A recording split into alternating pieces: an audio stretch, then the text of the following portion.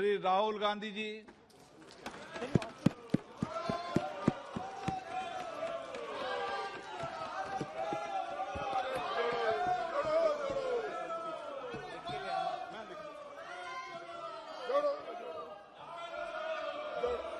Speaker sir, thank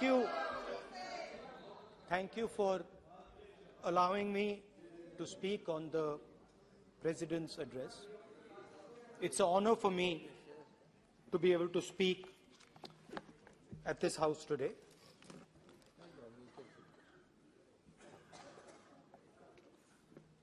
जैसे आप सबको मालूम है, पिछले 4 महीनों में हम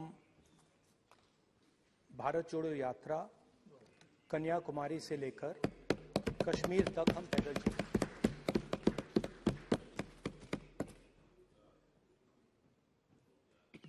3,600 किलोमीटर तकरीबन। और इस यात्रा पे बहुत कुछ सीखने को मिला।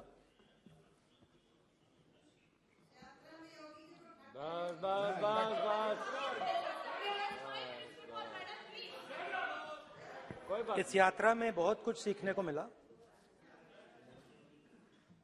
और जो जनता की आवाज, हिंदुस्तान की आवाज है, उसको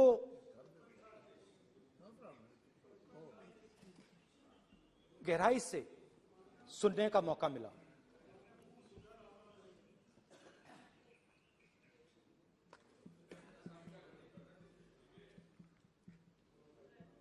शुरुआत में, यात्रा की शुरुआत में मैंने सोचा था कि 3,500 किलोमीटर चलने हैं और मुश्किल है मगर किया जा सकता है।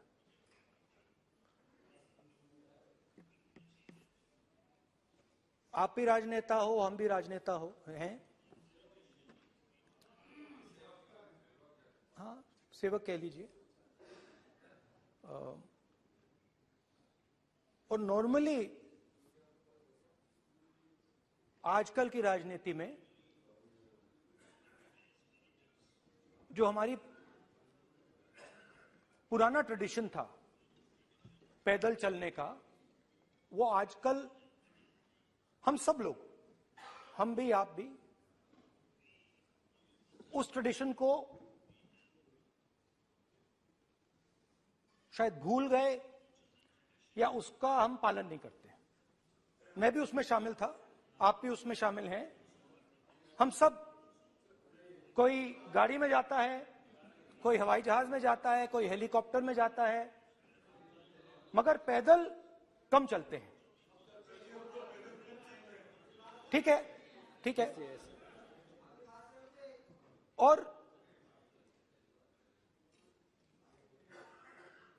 जब पैदल चला जाता है, हाँ पैदल जाएंगे, सब जगह पैदल जाएंगे, घबराइए मत। तो जब पैदल चला जाता है, मैं 1 किलोमीटर की बात नहीं कर रहा हूं, 10 की नहीं कर रहा हूं, 25 की नहीं कर रहा हूं, मैं 200-300-400 किलोमीटर की बात कर रहा हूं। जब 200-300-400 किलोमीटर चला जाता है तो शरीर पे दबाव पड़ता है, दर्द होता है, मुश्किल आती है। शुरुआत में चलते वक्त लोगों की आवाज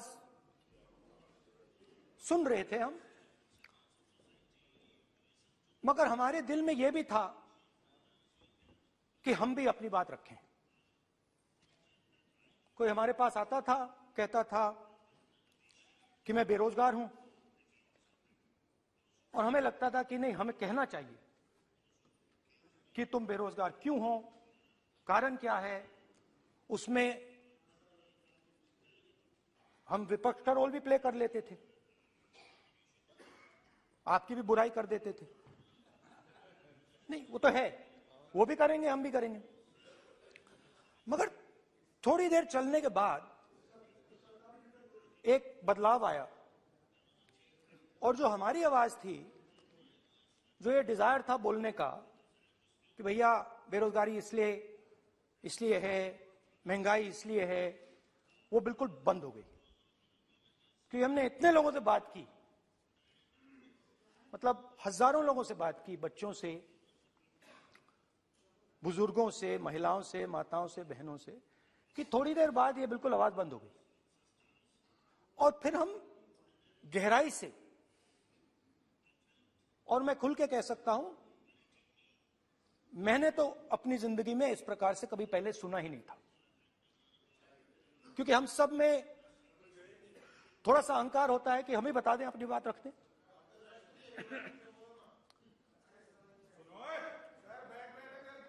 तो आस्ते आस्ते जब हम चले 500-600 किलोमीटर बाद, जनता की आवाज गहराई से सुनाई देने लगी और एक प्रकार से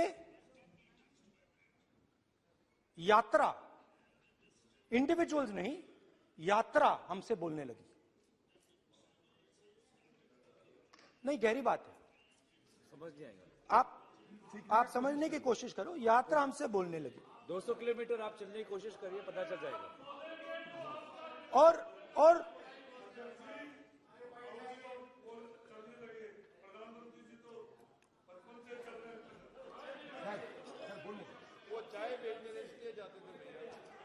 तो यात्रा बोलने लगी।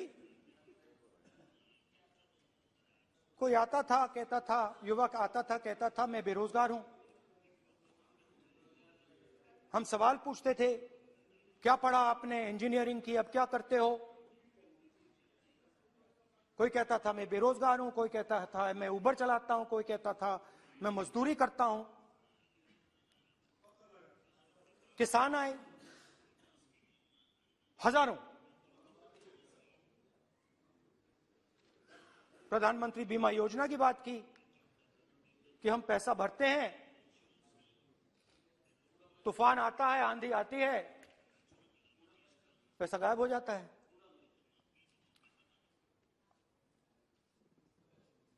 किसानों ने यह भी कहा कि हमारी जमीन छीन ली जाती है, हमें सही रेट नहीं मिलता। जमीन अधिग्रहण बिल जो था वो लागू नहीं होता। आदिवासियों ने कहा, वनवासियों ने नहीं, आदिवासियों ने, कि जो ट्राइबल बिल में हमें दिया जाता था वो आज छीना जा रहा है। तो बहुत सारी चीजें हमको सुनने को मिली, मगर मेन थ्रस्ट, अगर मैं कहूं, मेन थ्रस्ट बेरोजगारी, महंगाई और किसान। उसमें एमएसपी थी, उसमें बीज की समस्या थी, किसान बिल की समस्या थी। अच्छा, अग्निवीर की भी बात की लोगों ने। आपने अभी बोला कि अग्निवीर देश को फायदा पहुंचाएगा, मगर हिंदुस्तान का युवा जो 4 बजे दौड़ता है, आर्मी में भर्ती होने के लिए दौड़ता है, वो आपकी बात से सहमत नहीं है। उनने हमसे कहा कि पहले हमें 15 साल की सर्विस मिलती थी, पेंशन मिलती थी, अब 4 साल के बाद हमें निकाल दिया जाएगा, कुछ नहीं मिलेगा, पेंशन नहीं मिलेगी। सीनियर ऑफिसर्स ने कहा कि हमें तो लगता है कि ये जो अग्निवीर योजना है ये आर्मी के अंदर से नहीं आई, ये कहीं और से आई है, ये आरएसएस से आई है, होम मिनिस्ट्री से आई है। ये सीनियर आर्मी के लोगों ने कहा है, मैं नहीं कह रहा हूं, कि हमें लगता है कि ये आर्मी के ऊपर ये योजना थोपी गई है और ये आर्मी को कमजोर करेगी। आर्मी के जनरल्स ने हमें कहा, जो रिटायर्ड हैं, उन्होंने हमें कहा, राहुल जी,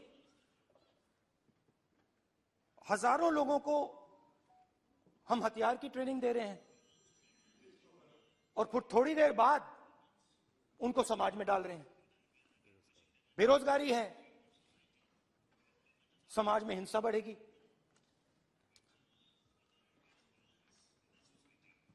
तो उनके मन में था कि ये जो अग्निवीर योजना जो है,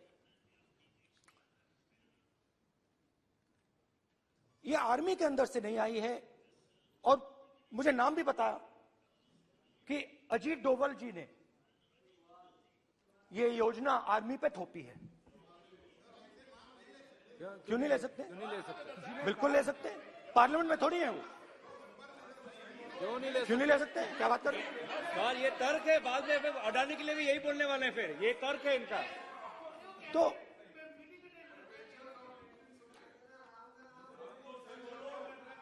इंटरेस्टिंग बात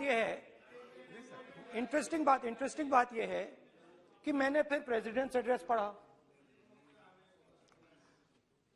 देश के सब युवा अग्निवीर अग्निवीर अग्निवीर अग्निवीर बोल रहे हैं, कह रहे हैं कि ये आर्मी के ऊपर थोपा गया है, हमें नहीं चाहिए। आर्मी के लोग कह रहे हैं हमें नहीं चाहिए। जैसे मैंने कहा, आर्मी को लगता है कि होम मिनिस्ट्री ने इनके ऊपर थोपा है, आरएसएस ने ये उनके ऊपर थोपा है। तो ये आवाजें आ रही हैं। अब मैंने आपका बैठिए,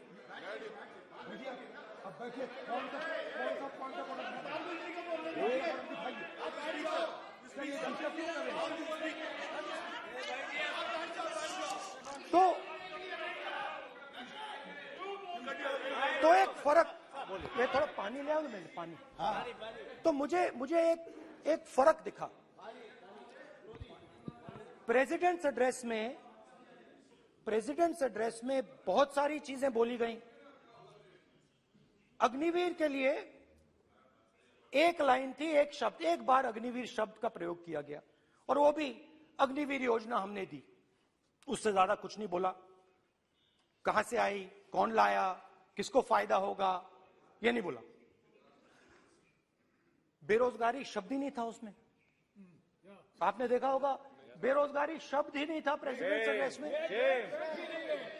महंगाई शब्द ही नहीं था। तो जो यात्रा में हमें सुनने को मिला, अग्निवीर, महंगाई, किसान, बेरोजगारी, प्रेसिडेंट एड्रेस में था ही नहीं। तो ये मुझे थोड़ा अजीब लगा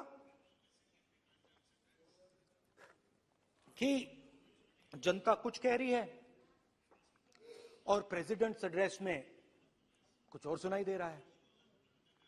अच्छा, एक और चीज हमें बताई गई। तमिलनाडु से लेकर केरला, महाराष्ट्र, मध्य प्रदेश, सब जगह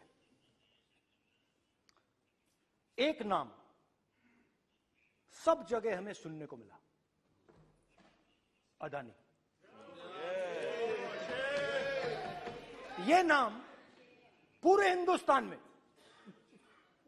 केरल में, तमिलनाडु में, महाराष्ट्र, कर्नाटका, हिमाचल, कश्मीर, सब जगह अदानी अदानी अदानी अदानी अदानी।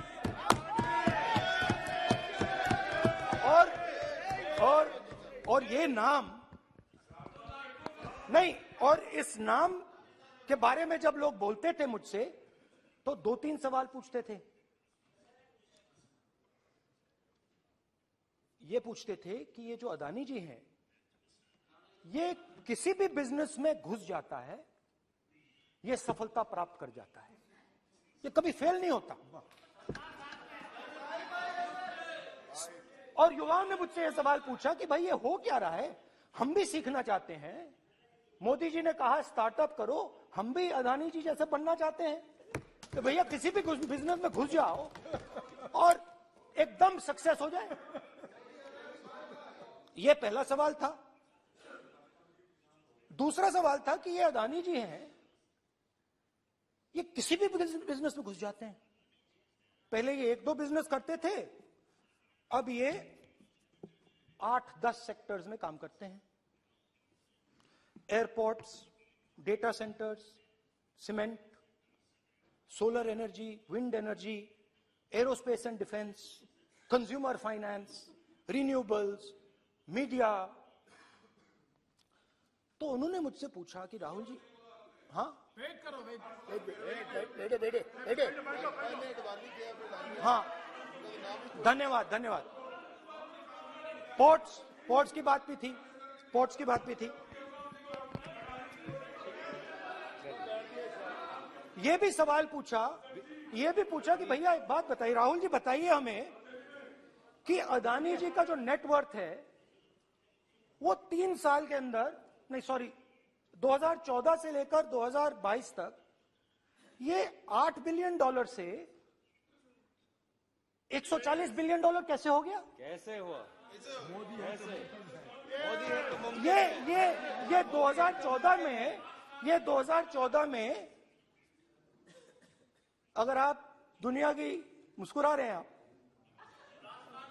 बीजेपी में है ना आप,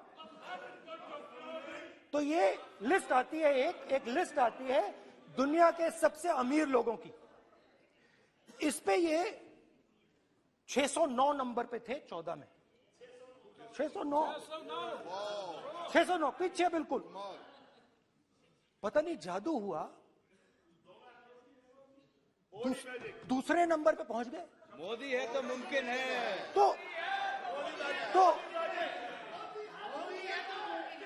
तो मुझसे पूछा यार, बहुत सारे लोगों ने पूछा कि भैया राहुल जी बताइए, हिमाचल में सेब की बात होती है, अदानी जी। कश्मीर में सेब की बात होती है, अदानी जी। पोर्ट्स की बात होती है, अदानी जी। एयरपोर्ट्स की बात होती है, अदानी जी। इंफ्रास्ट्रक्चर, अच्छा हम सड़क पे चल रहे हैं, मैं पूछूं किसने बनाई? अदानी जी। तो लोगों ने यह भी पूछा कि राहुल जी, ये जो अदानी जी जो हैं, इनकी सफलता कैसे हुई? ये इतने बिजनेसेस में कैसे घुस गए?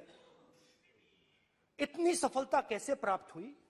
और सबसे जरूरी सवाल, इनका हिंदुस्तान के प्रधानमंत्री के साथ क्या रिश्ता है और कैसा रिश्ता है? देश जानना चाहता है। तो देश जानना चाहता है। ये देखिए रिश्ता, ये देख लीजिए। प्लीज पोस्टर माननीय सदस्य, पब्लिक में सर, माननीय सदस्य पोस्टर नहीं, प्लीज पोस्टर नहीं है सर। देखिए आप बैठिए, 1 मिनट बैठिए। आप पोस्टरबाजी करेंगे तो इधर नहीं, कहेंगे सर। राजस्थान के मुख्यमंत्री का पोस्टर चिपकाएंगे। पोस्टरबाजी के लिए सदन नहीं है। आप बात करें, पोस्टरबाजी नहीं। स्पीकर सर, आप वरिष्ठ सदस्य हैं, स्पीकर सर, तो पोस्टरबाजी उचित नहीं है। स्पीकर सर, पोस्टरबाजी उचित स्पीकर नहीं है, sir. Please.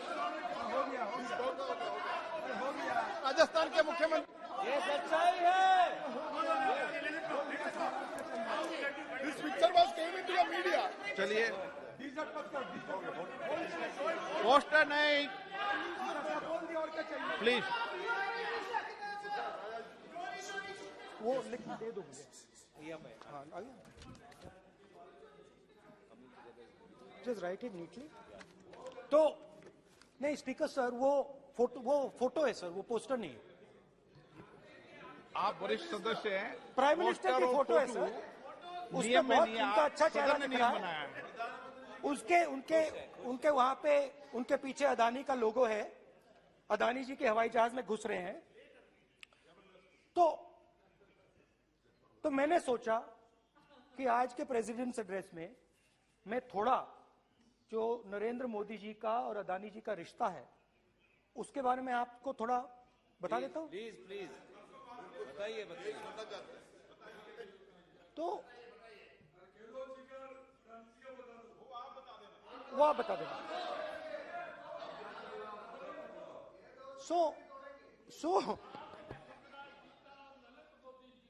So the relationship begins many years ago when Narendra Modi ji was the Chief Minister of Gujarat. And when most of India's business was asking questions of the Prime Minister, was against the Prime Minister, one man stood shoulder to shoulder with the Prime Minister. He didn't back down. That's commendable. It's not a joke. He was loyal to the Prime Minister. And what did he do? He helped Mr. Modi construct the idea of resurgent Gujarat. Right? The idea that you bring these businessmen together, and you call it resurgent Gujarat, vibrant Gujarat, they're both. And he was the backbone in setting up that group of people. Okay? And the result of that was tremendous growth of his businesses in Gujarat. Expansion of his businesses. I think then the real magic starts. जब प्रधानमंत्री जी दिल्ली आते हैं और 2014 में असली जादू शुरू होता है। मैंने कहा कि 2014 में वो 609 नंबर पे थे, कुछ ही सालों में वो दूसरे नंबर पे पहुंच गए। कैसे पहुंचे? मैं आपको, बहुत सारी इंडस्ट्रीज में काम करते हैं, मैं आपको 2-3 इंडस्ट्रीज का उदाहरण दे देता हूं। एयरपोर्ट इंडस्ट्री की बात, एयरपोर्ट्स की बात करते हैं।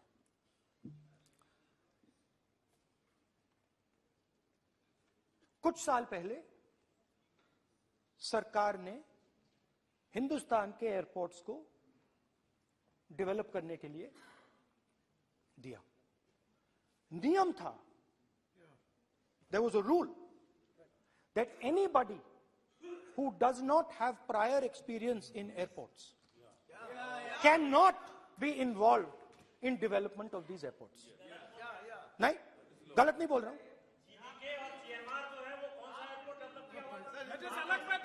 आप बैठ जाइए।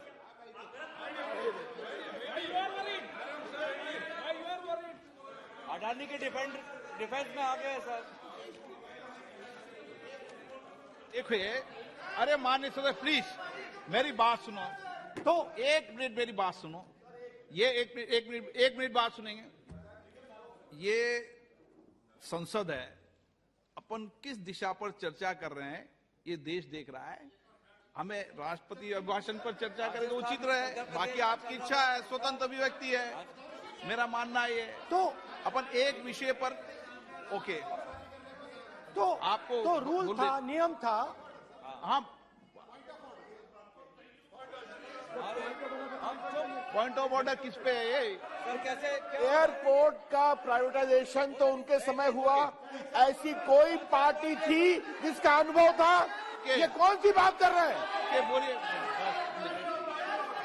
ओके प्लीज प्लीज, ओके बोलने दे आपको नेता को, तो बोलने दे आपको नेता को। रूल था, प्लीज बोलने दे। रूल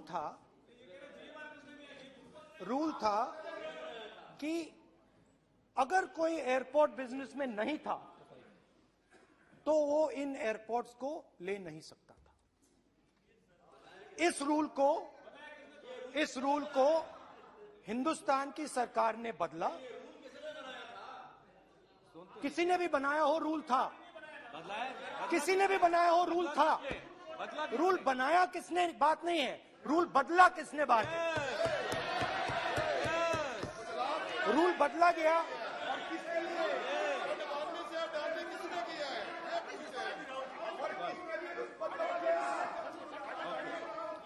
रूल बदला गया।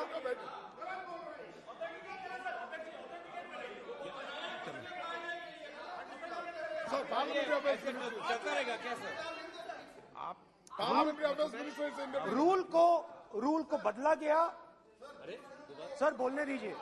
करना चाहिए सर, ऑथेंटिकेट करना चाहिए। चलिए आप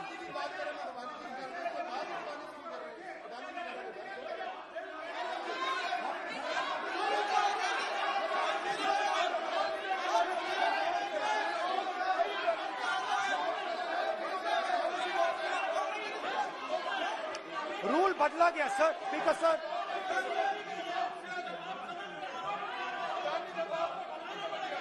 बैठे बैठे।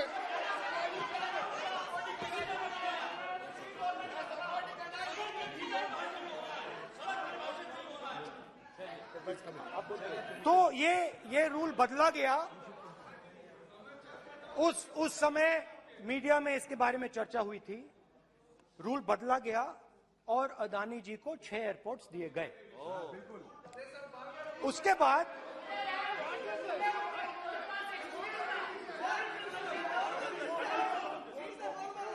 after that India's most strategic profitable airport, Mumbai Airport,